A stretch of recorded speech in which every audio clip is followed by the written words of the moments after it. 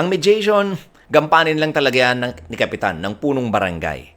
Wala ho dyan. Wala dyang ganap talaga kasi ang lupong taga-pamayapa.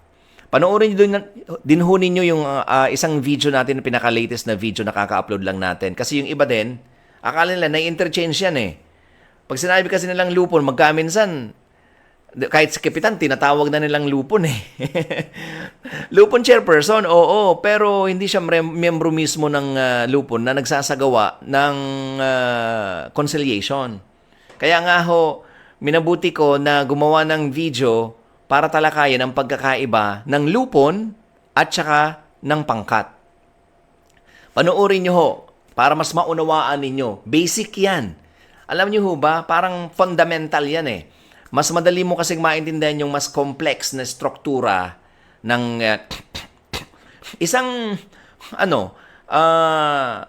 ng isang paksa o kaya ay sa pagtalakay kung magsisimula ka sa fundamentals. O yung isang video natin na kaka-upload lang natin, yung pinaka-latest na video, pinaka-last. Basic yon. Ano ba ang pagkakaiba ng lupon sa pangkat?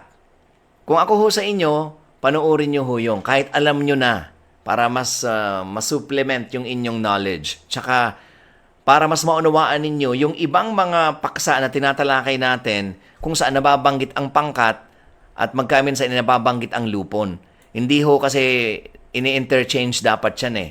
'Di ba? Kagaya nga ng sabi natin, hindi ho lahat ng lupon members ay pangkat. Pero lahat ng pangkat ay lupon members. O, 'di ba? Nalito kayo.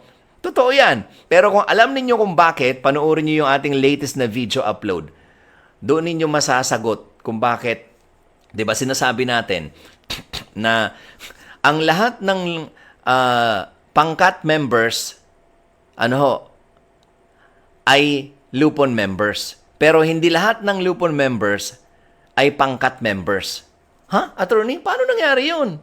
Oh, 'di ba? Panoorin niyo yung video, mga kabarangay. Mas maiintindihan ninyo yung iba pang mga paksa patungkol dito sa katarungan pambarangay law, 'di ba? Kasi may isip nyo, paano naman nangyari na kung galing ang pangkat sa lupon, 'di ba? Yun ang pinanggagalingan ng pangkat yung tatlo 'di ba? Pero bakit sinasabi niyo, attorney, na hindi lahat ng lupon members ay pangkat, pero lahat ng pangkat ay lupon members? Magpo-pause ako, pag-isipan nyo ho, di ba? Bakit ganun? O panoorin nyo dyan sa video, sa last video natin, masasagot natin. Masasagot nyo yan. Kung bakit natin sinabi na lahat ng pangkat ay lupon members, pero hindi ho lahat ng lupon members ay pangkat agad-agad.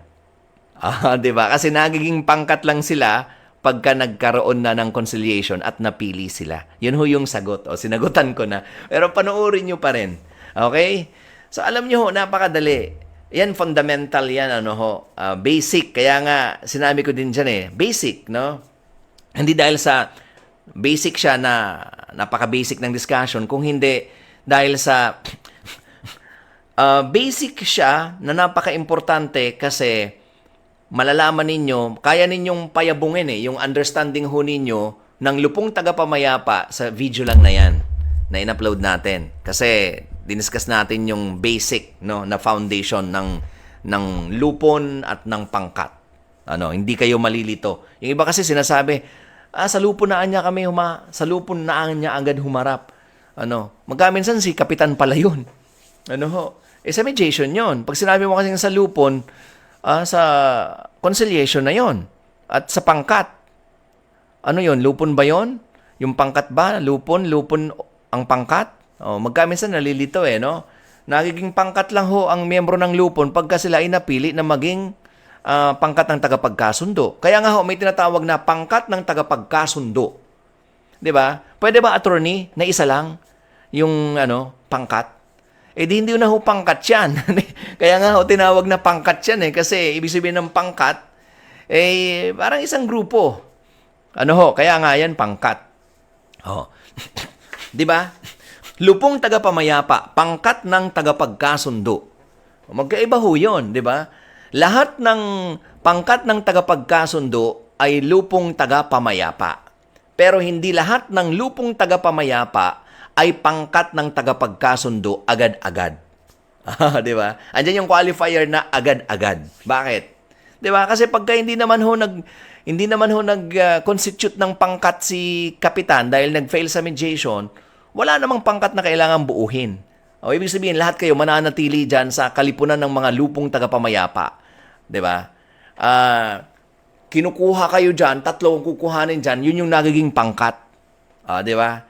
Kaya ho, magkaiba yung lupong tagapamayapa at pangkat ng tagapagkasundo, pero iisang pinanggalingan yan. Yung lupong tagapamayapa. Ano ho? Pero yun nga, sabi natin, hindi lahat ng lupong tagapamayapa ay pangkat agad-agad. Pero yung pangkat ay lupong tagapamayapa. Matik yun. Hindi sila po pwede na pangkat hindi miyembro ng lupon.